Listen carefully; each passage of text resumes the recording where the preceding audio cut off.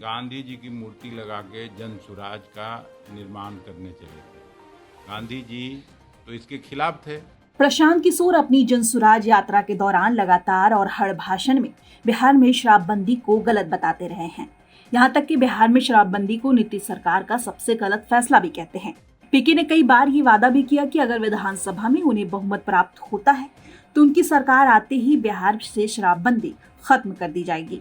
2 अक्टूबर को party launch के दिन पीके ने मंच से ऐलान किया कि वो जब स्वराज आई तो शराबबंदी हटा दी जाएगी और उससे आने वाला पैसा बिहार के बच्चों की शिक्षा में खर्च किया जाएगा। बता दें, जिस वक्त पीके ये ऐलान कर रहे थे, पीछे गांधी जी का पोस्टर लगा था।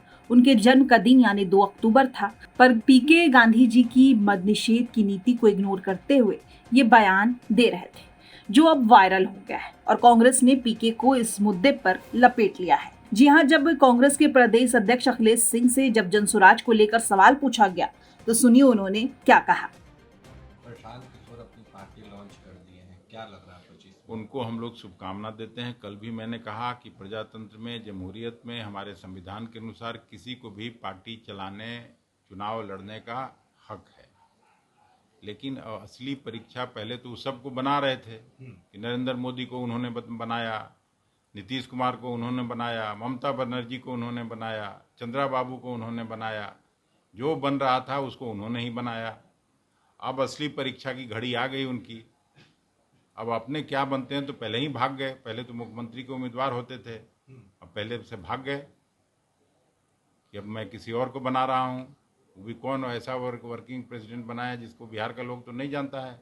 आप नाम सुने थे उनका? बोले कि मैं सबसे बड़ा आदमी ला रहा हूँ। तो ये IAS होना सामाजिक जीवन में कोई पैमाना थोड़ा ही होता है। IAS होना सामाजिक पैमाना नहीं होता है। जो सेवा का काम करता है, जिसकी पहचान होती है समाज में, वो बड़ा आदमी होता है।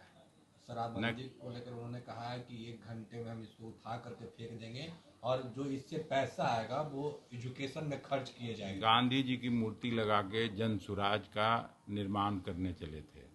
गांधी जी तो इसके खिलाफ थे। मद्य निषेध की बात हमेशा करते थे।